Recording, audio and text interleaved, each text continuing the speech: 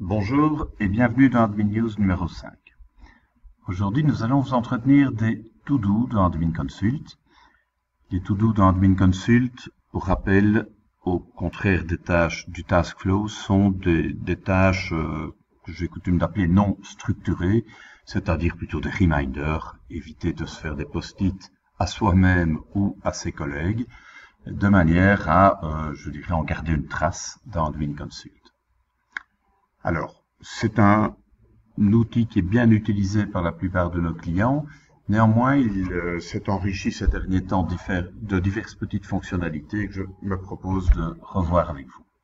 La première chose, quand on crée un to-do, c'est en général par l'écran du raccourci, qui est disponible bien entendu partout. Vous savez que par cet écran, vous pouvez faire les choses les plus communes que l'on fait tous dans Admin Consult, enregistrer son temps, des coûts, variables ou fixes, se mettre des rendez-vous dans le calendrier et bien entendu se créer des to-do.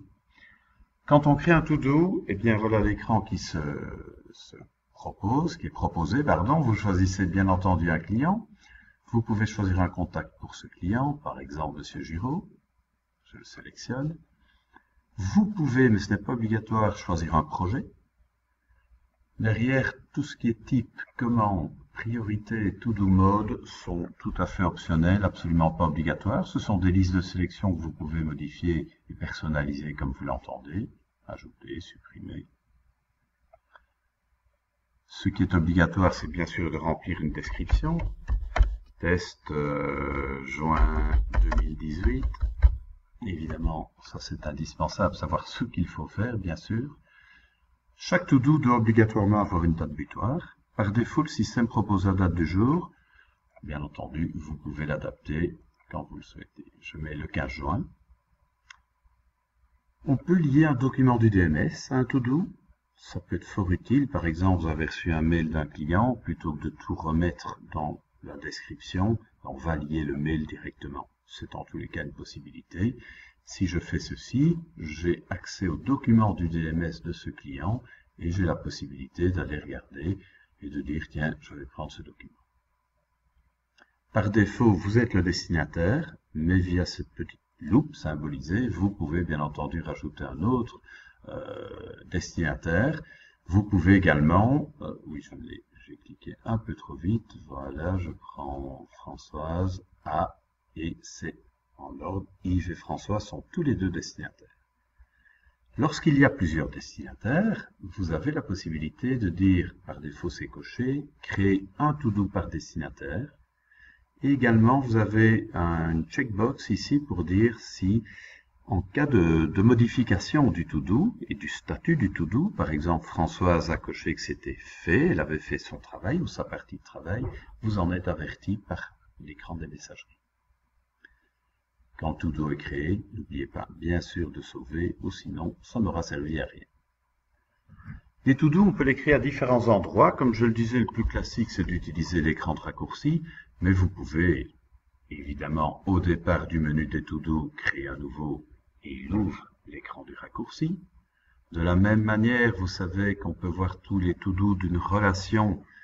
Quand on ouvre le dossier d'une relation, dans le ruban, on a accès ici à l'onglet Communication, qui vous permet de voir non seulement tous les documents du DMS, mais aussi tous les rendez-vous calendriers et les to-do, précisément, liés à ce dossier client. Bien sûr, et depuis peu, il y a des critères de date. N'oubliez pas de vérifier que les critères sont actifs. Par exemple, mon dernier to-do, je l'ai mis pour le 15 juin, évidemment. Je dois absolument élargir mes dates pour qu'il apparaisse ici, ça va de soi. Et voilà qu'il apparaît. Par défaut, il classe tout par ordre de date. Donc on voit les dernières informations ou les derniers documents du DMS ou les derniers rendez-vous que j'ai pris qui se mettent ici. On peut trier cela différemment, bien entendu. Une autre possibilité pour créer un to-do, c'est peut-être moins connu, c'est de le faire au départ de l'écran de sauvegarde des documents. Donc si je veux créer un fichier Excel que je veux mettre dans le DMS, j'ai, vous savez, la possibilité via ce bouton Cineton de dire Add to DMS. Je peux bien entendu le lier à un dossier, à une catégorie, je peux le lier à un mot-clé, et une fois que ces choix sont faits, vous avez le bouton Options qui vous permet notamment de créer un to-do.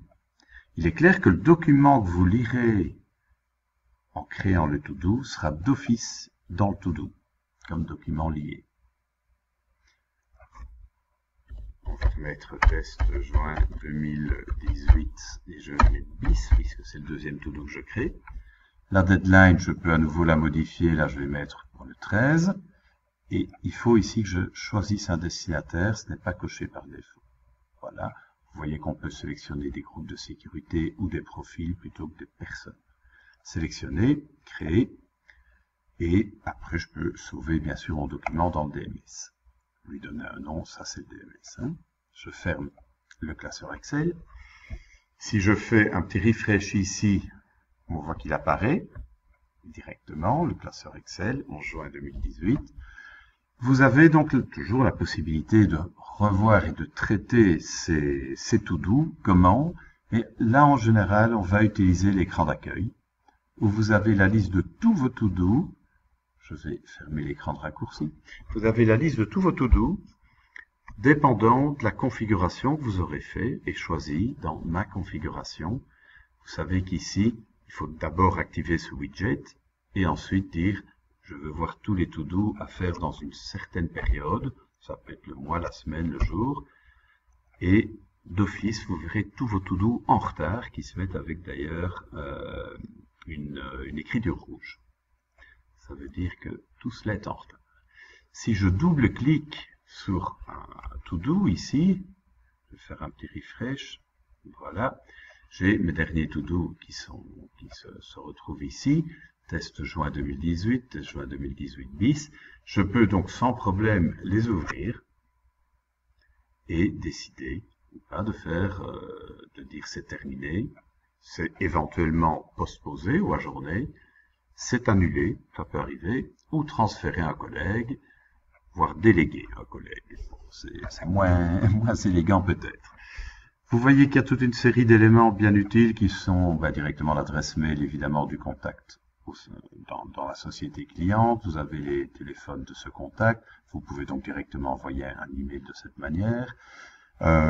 Vous pouvez bien sûr voir le détail du document que vous aviez lié, ça c'est plus ancien. Vous pouvez encore modifier la date, bien entendu. Voilà, il est possible de faire énormément de choses et quand vous l'avez fait, sauver. Mais surtout, ceci est nouveau, c'est la possibilité qui vous est donnée à présent d'enregistrer directement votre temps au départ de cet écran du to-do. Bien sûr, le client et le projet, comme ils étaient déjà sélectionnés dans le to-do, vous ne devez plus les remettre. Il vous reste à choisir la prestation, la période si vous l'avez rendue obligatoire, la durée, éventuellement une remarque, et c'est prêt. Donc vous avez à la fois éventuellement validé votre to-do, enregistré votre temps, vous avez vu tous les documents qui sont liés à ce to-do, toutes les informations utiles qui vous permettent de le traiter correctement et dans les délais voulus. Donc les to-do, on peut les voir à pas mal d'endroits. Comme je le disais, l'écran d'accueil est le plus classique, mais bien entendu, via le menu to-do, il y a encore d'autres possibilités.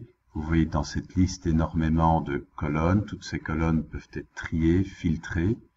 Par défaut, vous voyez les to-do, l'ensemble de vos to-do à vous, mais les administrateurs, retenez-le, ont bien entendu la possibilité de voir les to-do de tous leurs collaborateurs et surtout de voir leur statut. Ici, c'est juste les to-do ouverts que j'ai demandé, et si je coche cette petite checkbox, je vois également tous les to-do déjà exécutés, quand ils ont été exécutés, etc. Par qui, voilà. On a vraiment un bon historique, et quelque chose qui me semble fort utile, c'est effectivement, via cet écran des relations, de se dire, mais je vois en 2018 tous les to-do qu'il y a eu, et il suffit d'aller dans ceci, et je vois effectivement tous les to-do d'une certaine période, etc. Donc c'est quand même utile pour pouvoir aussi justifier d'un certain temps passé en enregistrement de temps exceptionnel et voir pourquoi effectivement on a passé tant de temps sur ce dossier et il y a eu pas mal de to-do qu'on s'est mis ou que le client nous a demandé d'exercer. Voilà, j'espère que ceci vous aura été utile. N'hésitez de toute façon pas à nous recontacter pour toute information complémentaire et à très bientôt pour un nouveau Admin News. Merci à tous.